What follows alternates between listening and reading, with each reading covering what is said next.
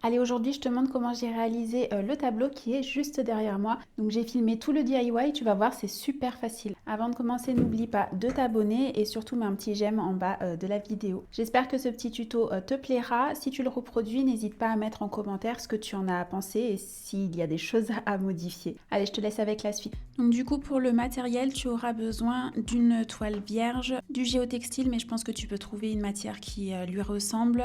J'ai pris du papier. Tu auras également besoin d'une scie pour couper tes baguettes et donc des baguettes en angle droit. La première chose que je commence par faire, c'est découper des formes aléatoires dans ma feuille de papier. Ça va me servir en fait de gabarit. Donc j'en découpe différentes et après je vais regarder et essayer d'agencer mes formes de manière à ce que ça fasse quelque chose d'assez esthétique. Donc ça après c'est à toi de voir si tu veux des formes géométriques, si tu veux des formes un petit peu plus graphiques, de faire des tests, d'essayer. Donc c'est là pour ça, hein, c'est du brouillon.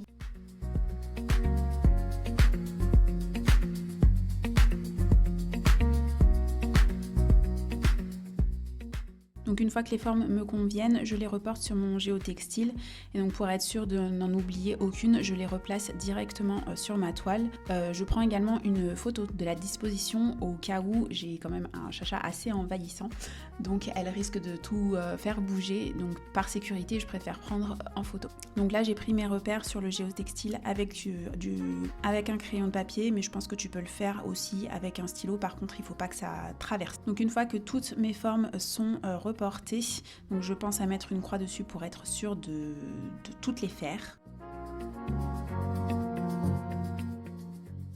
Une fois que ça c'est bon, je vais grossièrement les séparer avec des ciseaux et ensuite je vais les couper une par une. Donc là c'est l'étape un petit peu douloureuse, surtout si tu as des petits ciseaux. Donc moi j'avais des petits ciseaux, normalement j'ai une paire de grands mais je les retrouvais que à la fin de mon DIY.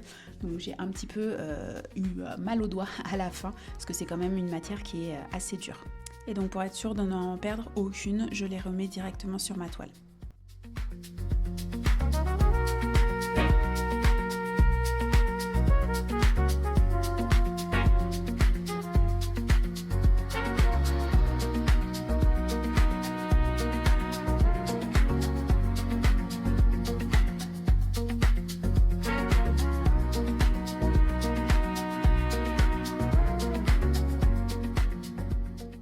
Donc une fois que tout est coupé, il va falloir venir coller tout ça donc, dans un haul. Je t'avais montré que j'avais acheté une colle tout usage. Alors ne fais pas comme moi, ça ne marche pas, ça ne colle pas.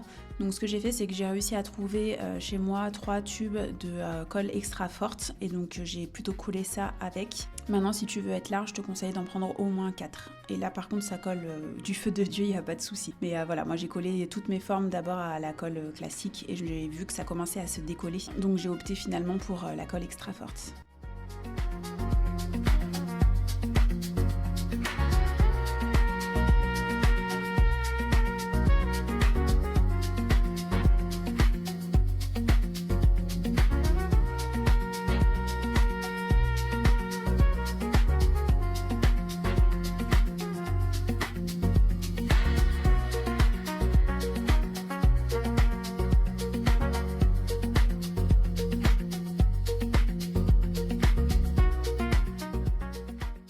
Une fois tout est collé, je vais pouvoir passer à la mise en couleur. Donc pour ça, j'ai utilisé les tubes de peinture que j'avais achetés. Donc une peinture beige, une dose de colle pour 0,5 dose de bicarbonate.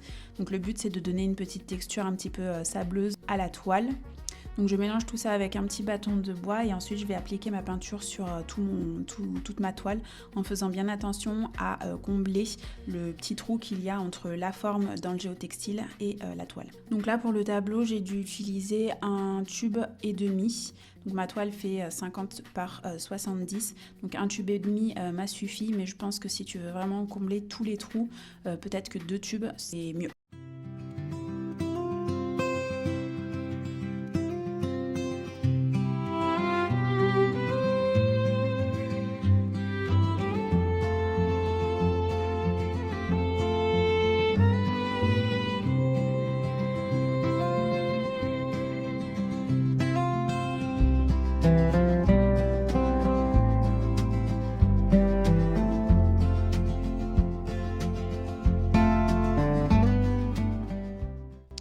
pour l'instant, ne fais pas attention aux traits de peinture qu'il y a entre les formes. Je vais venir les estomper avec une éponge. Et donc pour ça, je vais tapoter un petit peu partout.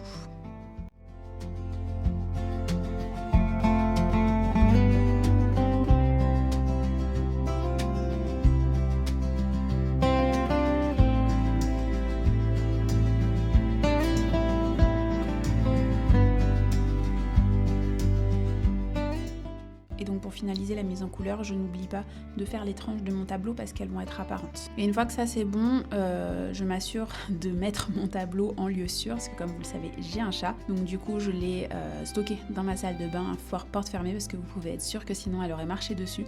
Et là, j'aurais eu des traces de pattes de chat partout dans l'appartement. Pendant que c'est en train de sécher, je vais m'occuper de mes réglettes en bois. Donc ce sont des réglettes en angle droit. J'ai au préalable fait quelques essais, vous le voyez, avec des petites chutes de réglettes pour voir dans quel sens il fallait couper. Et donc je vais utiliser pour ça la boîte à onglets avec une scie à dos si je me rappelle du nom. Et donc Chacha s'amusait à jouer avec le bout de la baguette, donc j'ai dû l'enfermer dans la chambre le temps de faire mes découpes. Alors c'est pas évident à couper, c'est pas évident aussi de trouver les mesures, mais pour être sûr que tout correspond, n'hésitez pas à mesurer. Et faites attention aussi, est-ce que les toiles, il y a marqué qu'elles font 50 par 70, des fois il y a 0,5, 1 cm en plus que ce qui est indiqué, donc faut pas hésiter à reprendre les mesures de la toile pour être sûr que ça corresponde. Moi je me suis fait un peu avoir et du coup mes réglettes étaient un poil trop grandes pour...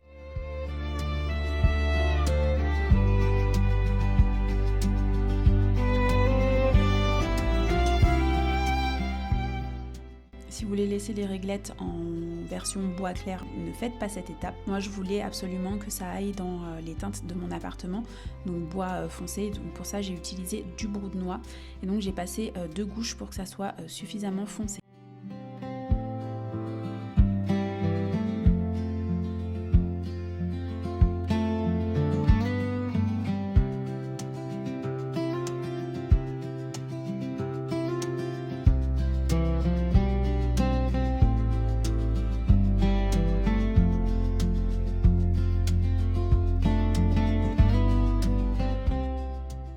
Ensuite, une fois que mes réglettes sont sèches, donc j'ai fait ça le lendemain, pour positionner un petit peu mon cadre, je me suis servi d'une agrafeuse murale pour pouvoir légèrement attacher mes règles les unes aux autres. Comme ça, après, j'avais plus qu'à déposer mon cadre au milieu pour pouvoir le clouer. Alors c'est probablement pas la meilleure méthode pour faire ce genre de cadre, mais voilà, j'ai un petit peu improvisé, ça rend plutôt pas mal, donc si vous voulez le refaire comme ça, libre à vous. Si vous voulez faire une autre méthode, il n'y a pas de souci.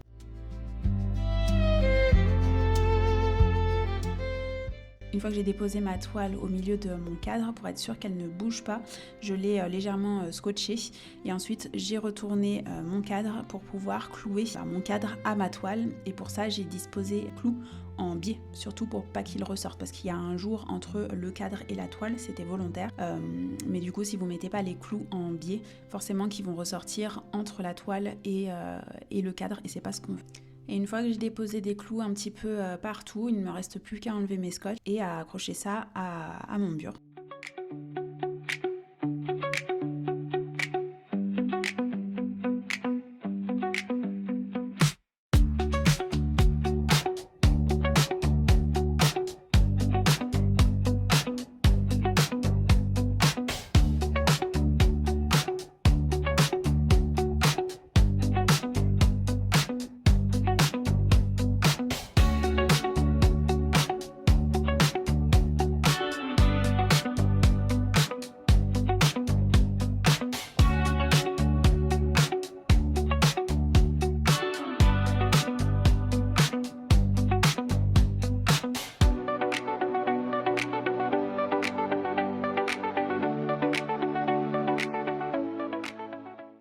Bon ben du coup ça y est, j'ai fini mon œuvre, on va dire ça comme ça. Elle est pas parfaite, elle est loin d'être parfaite, mais c'est à peu près ce que je voulais. Juste le cadre où je me suis un peu ratée et du coup il y a des règles qui sont un poil plus grandes, mais vraiment ça se joue à pas grand chose, ce qui fait du coup que mon cadre est pas droit partout, et surtout celle-ci, celle du bas, non, celles sur les côtés sont trop longues, ce qui fait que celles qui sont en bas et en haut, elles touchent à peine le cadre. Alors ça se voit si on s'approche vraiment de très près, sinon ouais, ça se voit pas. Après au final, au niveau de la couleur, je m'attendais à ce que ça soit un petit peu plus clair. Là je trouve que c'est un peu trop rosé à mon goût, mais je pense qu'il faut que je m'habitue. Et si je vois vraiment que ça me plaît pas du tout, je sais que je peux repasser par-dessus. J'éclaircirai un petit peu, ou alors je mélangerai du blanc avec du marc de café pour faire un effet un peu vieilli, ou je sais pas trop encore. Voilà. Et puis au final, les taches ici qui me gênaient au début, qui m'embêtait un petit peu au début, au final je trouve que c'est pas si mal qu'elle soit là, c'est pas volontaire du tout, j'aurais pu repasser une deuxième couche après, c'est pas du tout volontaire, mais au final je trouve que ça fait un effet imparfait, un peu organique comme je recherche dans ma déco j'ai à peine dit, donc au final c'est pas plus mal. Je m'attendais pas à ce que ça fasse ça, mais c'est là, donc au final ça me plaît bien. Après au niveau des formes, je suis plutôt satisfaite, mais c'est vrai que c'est juste la couleur qui me... Je trouve ça un peu trop rose à mon goût, et du coup ça fait, par rapport aux touches de beige blanc, bois clair que j'ai à la maison, c'est pas du tout le même style de couleur, ne serait-ce que par rapport par exemple à l'armoire ou au cadre que j'ai, ou à la décoration que j'ai sur le mur là-bas. C'est vrai que c'est pas très raccord.